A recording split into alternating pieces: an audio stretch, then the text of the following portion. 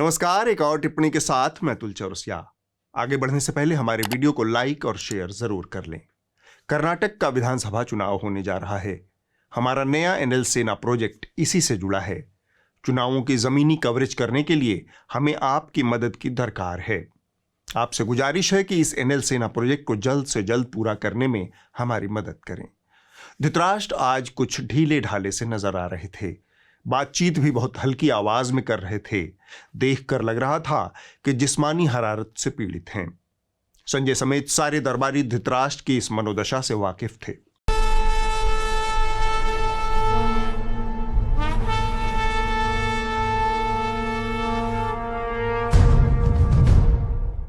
धृतराष्ट्र ने दबी जुबान में सभा की औपचारिक शुरुआत की। उन्होंने कहा, आज कुछ बोलने का जी नहीं हो रहा संजय। कुछ ऐसी कहानी सुनाओ कि नासाज तबीयत को थोड़ी राहत मिले, अंदर की बेचैनी को सुकून मिले।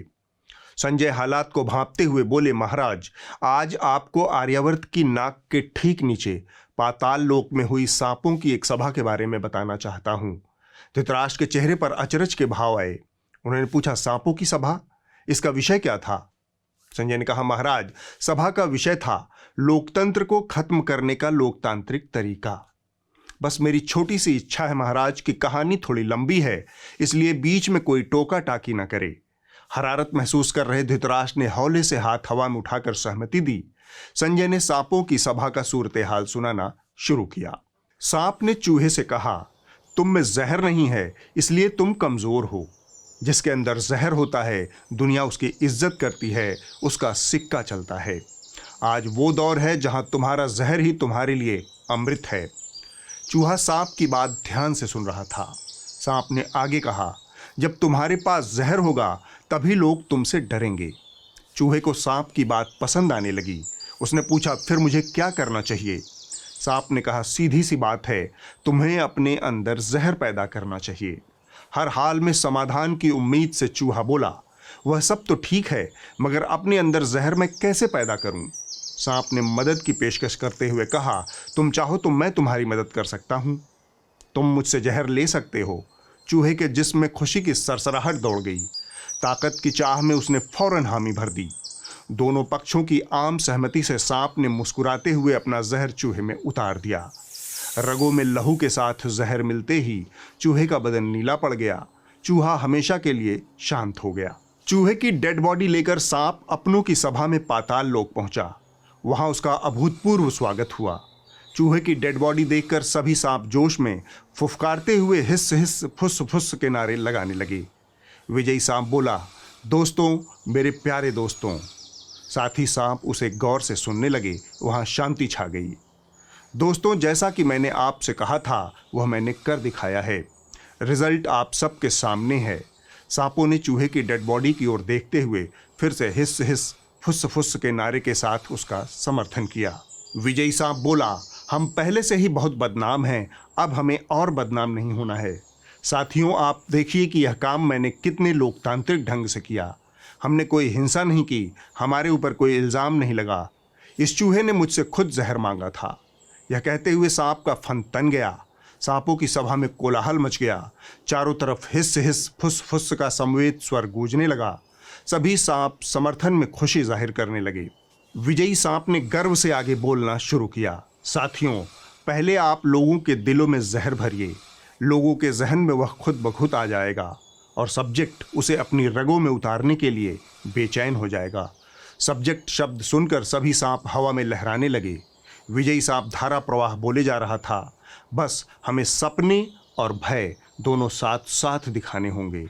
इसके बाद उसने चूहे की डेड बॉडी पर एक नज़र मारी और फिर बोला, देखिए कैसे यह हमारे रंग में रंगने के लिए तैयार हो गया। बाकी सांप भी रोमांचित अवस्था में चूहे के नीले बदन को देखने लगे। विजयी सांप आगे बोला, जहर भरिए, खूब भरिए, मगर उपदेश की शक्ल में। आप देखेंगे कि उपदेश स्वतः उन्माद में बदलता जाएगा। क्या समझे? एक बूढ़ा सांप जिसने अपनी जवानी में लोकतंत्र के कुछ बेहतरीन दिन और कुछ बेहतरीन लोकतांत्रिक नेताओं को देखा था, दबे स्वर में बोला, समझ गया, हमें लोकतंत्र को लोकतांत्रिक ढंग से खत्म करना है। विजयी सांप गर्व से बोला, बिल्कुल सही समझे आप। बस हमें वर्चस्व को उत्कर्ष की शक्ल में बेचना होगा। पल भर में सभा जोशीले नारों से गूंज उठी, हिस हिस फुस फुस। सांपों ने मिलकर विजयी सांप को एक मत से अपना नेता चुन लिया। नए नवेले नेता ने बहुत प्यार से अपनी जुबान से 2 बूंद जहर टपकाते हुए कहा, आइए हम लोग साथ साथ अपना राष्ट्रगान शुरू करते हैं।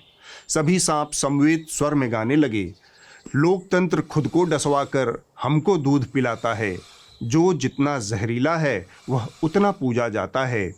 चूहे की डेड बॉडी पास में ही पड़ी थी। सांपों को उम्मीद थी कि आइंदा से डेड बॉडी की आमद निरंतर बनी रहेगी। कथा लगभग समाप्त होने को थी, तब धृतराष्ट्र बीच में बोल पड़े, कहानी तो बड़ी अच्छी थी, पर चूहों की अकल क्यों मारी गई है? इतनी मुश्किल और कुर्बानी से हासिल हुई आजादी को चूहे सांपों के हाथ क्यों गंवाना चाहते हैं? संजय ने कहा, अच्छे दिनों की उम्मीद में महाराज, चूहों को अभी भी अच्छे दिनों का इंतजार है। यह बात धृतराष्ट्र को समझ आ गई थी, लिहाजा अब उन्हें किसी नए मसाले की तलब हुई। इस दशा में हमेशा धृतराष्ट्र को डंकापति की याद आती है। उन्होंने पूछ लिया, डंकापति की क्या सूचना? संजय को इस सवाल की उम्मीद पहले से थी, लिहाजा वो तैयार थे। उन्होंने कहा, डंकापति के एक पुराने शागिर्द ने इन दिनों उनकी नाक पे दम कर दिया है।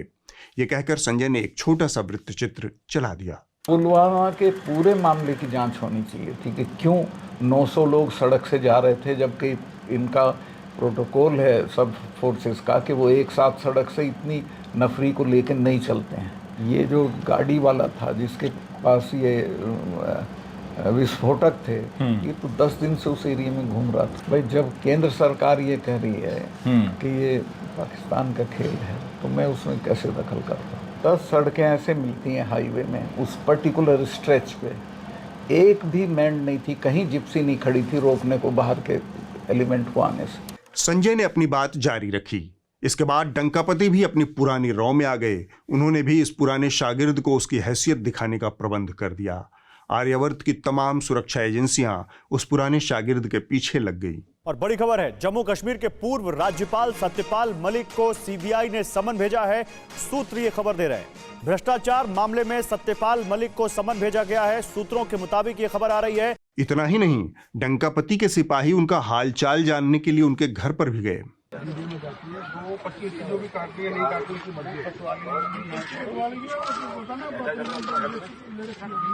धृतराष्ट्र को बात खटक गई। उन्होंने संजय से पूछ लिया, ये अचानक से डंकापति उछाड़ पछाड़ पर क्यों उतारू हो गए हैं? संजय ने कहा, दरअसल महाराज डंकापति ठहरे परम देशभक्त। हाल ही में उन्होंने कहा कि जनता का पैसा खर्च करने से पहले 4 बार सोचें। ऐसा न हो कि कोई राजनीतिक दल जनता के पैसे से अपना प्रचार करने लगे, जनता की मेहनत की कमाई कोई मनमाना खर्च करने न पाए। एक ब्यूरोक्रेट के तौर पर, एक सरकारी कर्मचारी के तौर पर अब आपको अपने हर निर्णय में कुछ सवालों का अवश्य ध्यान रखना ही पड़ेगा। जो राजनीतिक दल सत्ता में आया है, वो टैक्स पेयर्स मनी का इस्तेमाल अपने दल के हित के लिए कर रहा है या देश के हित के लिए कर रहा है, उसका उपयोग कहां हो रहा है, ये आप लोगों को देखना ही होगा दोस्तों। लेकिन मोदी जी के शागिर्दों को यह बात समझ नहीं आ रही। जनता की गाढ़ी कमाई से बीते 9 सालों के भीतर 6,491 करोड़ रुपया सिर्फ डंकापति के प्रचार प्रसार पर खत्म हो चुके हैं। डंकापति बारंबार कहते रहे कि जनता के पैसे का ख्याल रखना ही होगा, पर यहां कोई मानने को तैयार ही नहीं।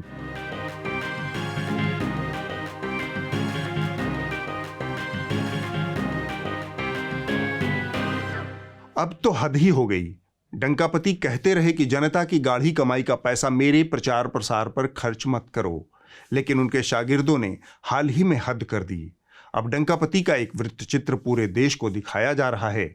एक के बाद एक 2 एपिसोड जारी हैं। प्राइम मिनिस्टर मोदी ने अब प्रधानमंत्री मोदी जी ने, प्राइम मिनिस्टर मोदी ने प्रधानमंत्री मोदी जी, प्रधानमंत्री मोदी जी, प्राइम मिनिस्टर मोदी जी ने, जब मोदी जी प्रधानमंत्री बने, मोदी जी प्राइम मिनिस्टर मोदी ने, प्राइम मिनिस्टर मोदी ने। संजय जारी थे। अब आप ही बताइए महाराज, इस नाफरमानी से उछाड़ पछाड़ का जी नहीं होगा डंकापति का तो क्या होगा? धृतराष्ट्र जो आज थोड़ा सुस्ती महसूस कर रहे थे, अब उनका जी उचट गया।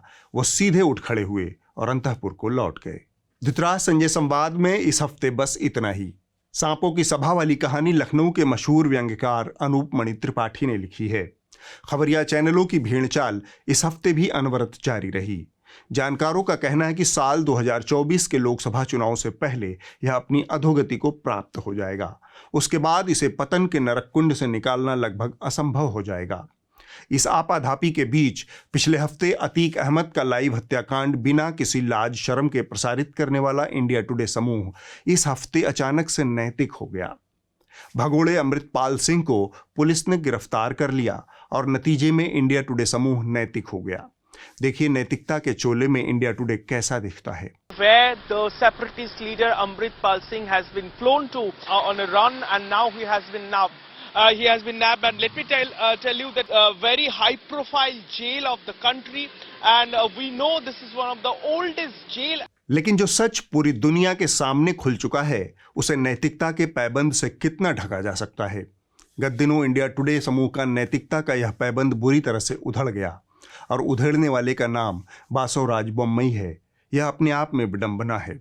लाल हिजाब which have been in the आपका फेवरेट सब्जेक्ट पे आ गया। मेरा फेवरेट नहीं है, आपका ही है वो। ना मेरा नहीं। राजदीप और आपका है फेवरेट। ऐसा नहीं है कि राहुल कमल के सवाल में कोई गड़बड़ी थी, सवाल वाजिब था, लेकिन जब आपके अतीत के कारनामों का बोझ इतना ज्यादा हो तो हर किसी के लिए खारिज करना आसान हो जाता है। इस मामले में तो विडंबना यह भी रही कि जिस दल के व्यक्ति ने इंडिया टुडे और राहुल कमल को आईना दिखाया उसी की स्वामी भक्ति में ये दिन रात लीन रहते हैं। The Prime Minister is charm central when you see him in person. It's almost as a light bulb is glowing inside of him. I don't know what he does, but he looks better each time. India today आज तक का अगला कारनामा और ज्यादा चिंताजनक, डरावना और अनैतिक है। यह कारनामा सरंजाम दिया तिहाड़ शिरोमणि ने। किसने कल्पना की थी कि एक दिन ऐसा भी आएगा जब घनघोर सांप्रदायिकता और सियासी चाटुकारिता में डूबा हुआ व्यक्ति आज तक पर प्राइम टाइम की खबर पढ़ेगा और खबर के नाम पर मिस इन्फॉर्मेशन या फिर झूठ फैलाएगा। जी हाँ, सुधीर चौधरी ने झूठ फैलाया। आज कांग्रेस पार्टी के बारे में हम आपको एक ऐसी जानकारी देंगे जिसके बारे में आपको शायद अब तक पता नहीं था। वर्ष 2008 में जब यूपीए की सरकार को संसद में नो कॉन्फिडेंस मोशन का सामना करना पड़ा था, उस समय उसके लिए एक सांसद का वोट बहुत जरूरी था और इसीलिए तब यूपीए की सरकार ने ऐसे सांसदों से भी बात की जो सांसद अपराधी थे और उस समय जेल में बंद थे, और उन सांसदों में तब अतीक अहमद भी शामिल था। उस समय अतीक अहमद फरलो लेकर यानी जेल से कुछ दिनों की छुट्टी लेकर बाकायदा संसद में आकर यूपीए की सरकार के पक्ष में वोट डालने आया था। अतीक अहमद की सनसनीखेज हत्या पर सरकार से सवाल पूछने की बजाय सुधीर चौधरी ने मुद्दे को घुमाने वाला शो किया। विपक्ष को अपनी कोढ़मगजी में कैसे घसीटा जाए इसकी कोशिश की सुधीर ने। सुधीर चौधरी के पिछले कई सारे शोज देखकर ऐसा लगता है कि यह व्यक्ति अपने किसी पैरेलल यूनिवर्स में रहता है जिसकी अपनी अलग जियोग्राफी, अलग राजनीति, अलग इतिहास और एक अलग ही सत्य है। एक उदाहरण से समझाता हूं। हिंदी भाषा में अंग्रेजी की लगातार हो रही घुसपैठ से नई किस्म की हिंदी पढ़ने समझने वालों की एक नई जमात खड़ी हो गई है। भाषा को लेकर उनका एक अलग ही सत्य है। मसलन पिछले हफ्ते की टिप्पणी में मैंने कर्नाटक से संबंधित एक स्टोरी की थी। कम से कम 3 लोगों के कमेंट मैंने दर्ज किए जिन्होंने पूरे भरोसे के साथ मुझे बताया कि डूड, इट्स नॉट कर्नाटक, ये कर्नाटका है, नाम तो सही से बोलो। ये वो जमात है जिसने राम को रामा ही पढ़ा है, इसने योग को योगा ही पढ़ा है। इसका सत्य यही है कि योगा ही सत्य है, योग जैसा कुछ नहीं है। सुधीर चौधरी की भी ऐसी ही एक दुनिया है। उन्होंने आज तक के सुनहरे पर्दे पर पूरे देश को बताया कि अतीक अहमद से कांग्रेस पार्टी का रिश्ता था, कि कांग्रेस पार्टी ने भी एक समय में अतीक अहमद की सेवाओं का पूरा फायदा उठाया है, उसकी सेवाएं ली हैं। यह सरासर झूठ और गलत बयानी है। यह बहुत हाल की घटना है, इसलिए इसके तथ्य खोजने के लिए हमें बस थोड़ा सा स्मृति पर जोर डालना है। 2008 का साल था और जुलाई का महीना था।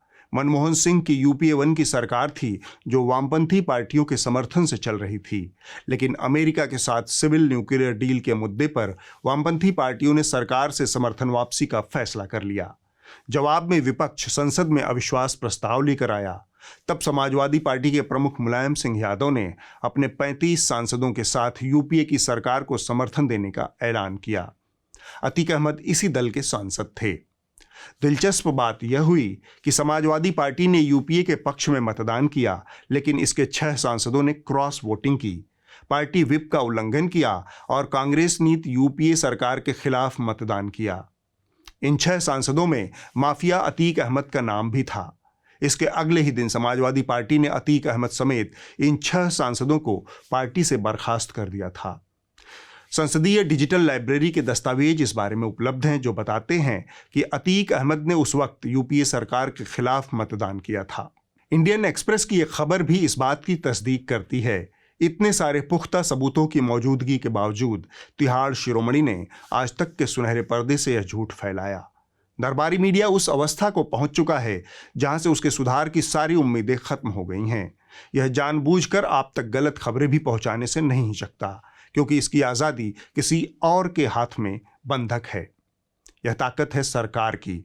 सरकार के सामने आत्मसमर्पित मीडिया किसी भी लोकतंत्र के लिए बहुत अशुभ समाचार है। इस समाचार को बदलने के लिए आज़ाद मीडिया की ज़रूरत है। न्यूज़ लॉन्ड्री को सब्सक्राइब कर आप ऐसा कर सकते हैं और गर्व से कह सकते हैं, मेरे खर्च पर आज़ाद हैं खबरें। पिछले हफ्ते हुई अतीक अहमद की सनसनीखेज हत्या के बाद इस हफ्ते दरबारी मीडिया के हुड़क-चुल्लुओं ने सारा ध्यान अतीक अहमद की पत्नी शाइस्ता परवीन की ओर लगा दिया है। किसी को शाइस्ता के एनकाउंटर का इंतजार है तो किसी को उसके अवैध प्रेम संबंधों की चिंता हो रही है। मानसिक रूप से दिवालिया हो चुकी टेलीविजन पत्रकारिता की एक और तस्वीर देखिए। सबसे बड़ा किरदार अब जो है वो शाइस्ता परवीन है। अतीक अशरफ का खात्मा हो चुका है, लेकिन शाइस्ता परवीन कहाँ है?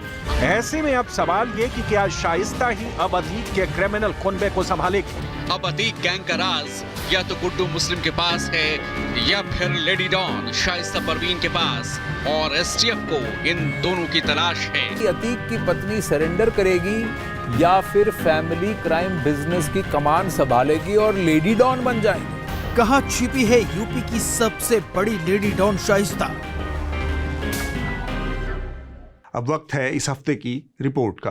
जो कही जा रही थी बातें कि अंदर में भी सोशल डिस्टेंसिंग का रखा जाएगा, तो खुल दी हैं, लेकिन कैसे? इस हफ्ते की रिपोर्ट मैं मीडिया से है। यह कहानी अररिया जिले के अमरौरी गांव स्थित हरिजन टोले के दुर्दशा की कहानी है। इस गांव को मुख्य मार्ग से जोड़ने वाली सड़क नदारद है। करीब 200 मीटर लंबे इस रास्ते पर गांव के जमींदार ने अपना हक जमा लिया है और इस पर सड़क नहीं बनने दे रहा। बरसात के दिनों में कमर भर पानी में घुसकर इस बस्ती के लोगों को आना जाना पड़ता है। अररिया जिले के नरपतगंज प्रखंड के अमरोरी गांव स्थित हरिजन टोले को मुख्य मार्ग से जोड़ने वाली सड़क नदारद है।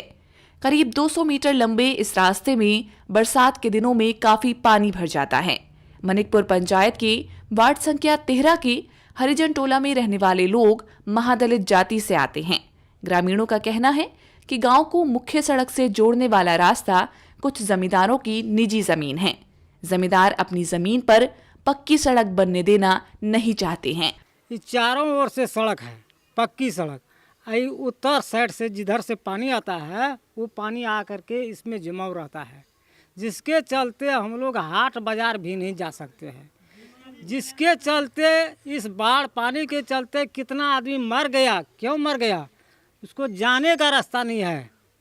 जो बाढ़ पानी इतना रहता है तो बीमारी कैसे टपेगा? वो बीमारी टप नहीं सका। वो बीमारी कितना मर गया, नवजुवक सब, बूढ़े को छोड़िए। अगले हफ्ते होगी एक और टिप्पणी। नमस्कार।